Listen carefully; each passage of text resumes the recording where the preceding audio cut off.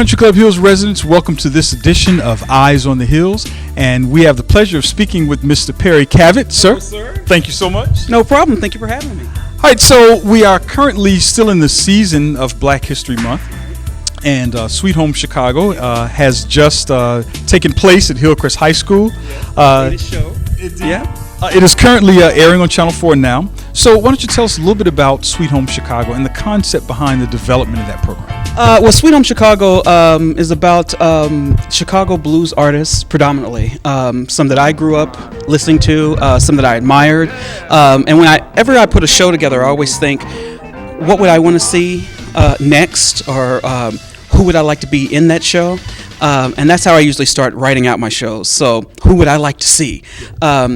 And I go from there. I start researching them, finding out where they were born, where they had their start, and a little bit about their career and how they got started. So, and then I just put them in the show, and it never fails. I always get a couple of people, like my wife and some friends, said, "But you didn't have so and so in the show. Or you didn't have this person in the show." And I'm like, "The show's only so long, you know."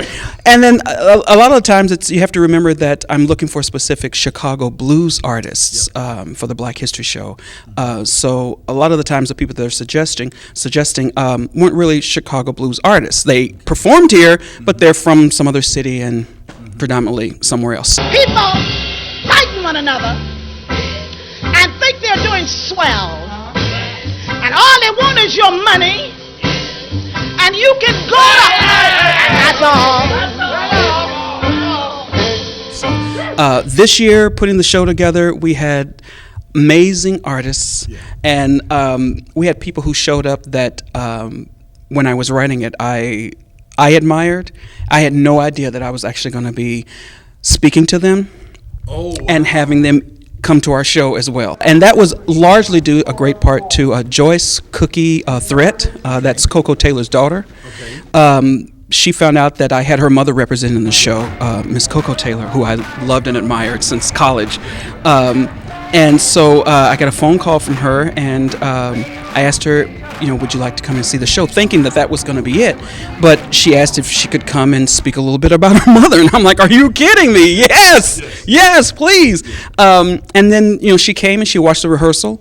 And then I guess she left that rehearsal and started calling some of her friends and her mom's friends. And then I got phone calls asking if they could come and see the show. And I was pretty blown away by that, because when you're at home and you're writing it, and I'm just thinking off the top of my head, it's like, oh, I like this person, I like this song, I like this artist. Right. Never thinking in a million years that they're still here in Chicago, and that they would want to participate. Mm-hmm. And so when Cookie told me some of the other artists who wanted to show up, and they came, I was humbled and blown away. I really love you so. Why did you go down? I wanna know, girl.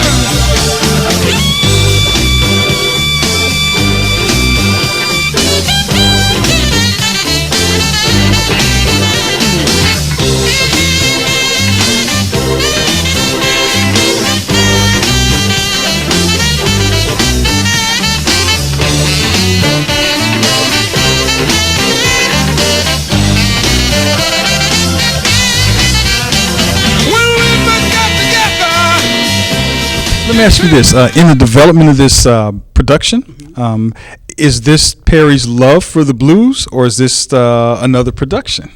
Oh, good question. Both. Okay. I love the blues, and I got introduced to the blues late in life, actually. Not until I got to college. From Kentucky back home, it was, and I said this, it was Casey Kasem's Top 100 and Motown. But specific blues artists, I never heard of them, never went to a show or anything until I came up here and attended school, and we went. And every show that I do, I always, like I said, I ask myself, what would I like to see? And that's kind of like the ground point, of the break-off point for each of the shows. And next year, it looks like it's going to be something completely different. Well, every year, as you guys may know, you've been attending the productions every year. They're always amazing. They're always inspirational. They have just served a variety of purposes within the city, and they bring people together. The variety of people who are playing these roles. That's why I love acting, period, Yes. and directing more so, because when you're putting on a performance, there are people from all walks of life who are showing up. There are young, old, novice, people who have been doing this forever, people who are, seeing it on television saying, I think maybe I'd like to try that, which I love, by the way, because once they come, and they always say, well, I want to do something in the background. And I'm like, okay, well, you're in the background of the scene. And then I can sort of get a sense when they want to do more, but they're a little scared. They're out of their water, and a little fish out of the water. So I'll say, you're in the background of the scene, and then I'll say, oh, well, could you actually stand up and hold this for them in this scene? And well, since you're standing, can you give me one line? Okay, good, that's great. And you got that one line. And so they end up doing more than they anticipated, and then they get bitten. And then you work for, in the case of the Black History Show, you work for about 2 months rehearsing. And they're showing up, and they're giving their time. And after that 2 months rehearsal, they're on that stage, and they're in front of an audience, and they're getting that round of applause from family and friends. That's they want to come back and do it again and again and again. So I always say, if you've never done it before, that's fine. Come anyway. If you've never sang a song, that's fine. Come anyway. We can use you. We'll work with you. And as the director, it's my job to make sure that everyone is ready and rises to the occasion to do that performance. So I love it. A typical question I'll ask in these interviews: what is the best part of what you do? And then conversely, what may be a more challenging part of what you do? What I do, I think it has to be turning around the quiet, timid person who walks through the door, and usually I can see that person fitting in this particular part, but that particular part they might have the look, and I think that's a lot of directors go off of that look first. It's look first, and then the ability. You have to have that ability, but it's always the look first. So I always see that look, and when I cast them and they say, I can't do that, and I kind of take them off to the side, and we go over and over it, and then all of a sudden they're shining through it. And then we have that final performance, and they're up on that stage, and I'm in the back working the lights, looking at them shining beyond belief. I can't help but think, I had a hand in that. I had a hand in that. It's just a diamond in the rough, and look at that. So that's the best part. What was the worst? The challenging? Having an idea on the way I'd like something to look or to go, and for whatever reason, the obstacles that hit me prevents me from getting to that. So you always have to come up with plan B, C, D, E. Yes, sir.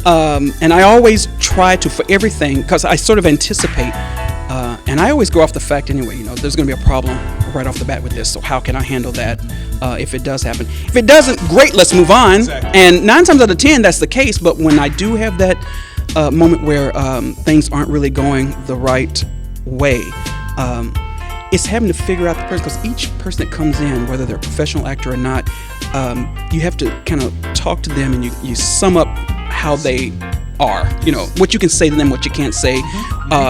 Actors have a lot of stuff in their Pandora's box that they can pull from. New people, they don't. They have no idea, so you have to say, well, use some of your real life, I remember the first play I did, it was from Slavery to Obama here. And I had it was young kids. And I was making all these references that played to adults, that adults got, but I had to realize, wait a minute, I'm working with kids here. They have no idea. So I think I said to one kid, pull it from your Pandora's box. They're like, what?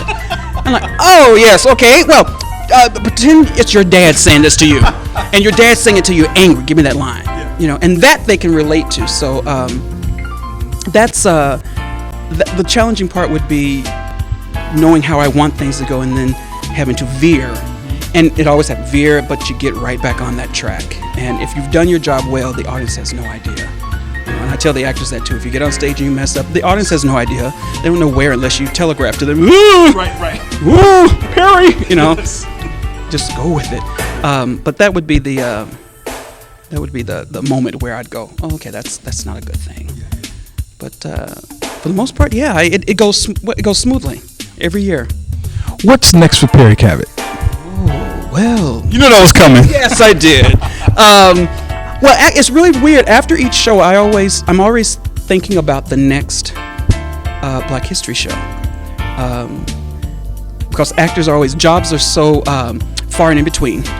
So, but when I know that I have this and it's coming, I'm already anticipating what I want to do for that. I have a Black soap opera that's in the works, a 10-part episodic soap opera that we're working on or about to work on.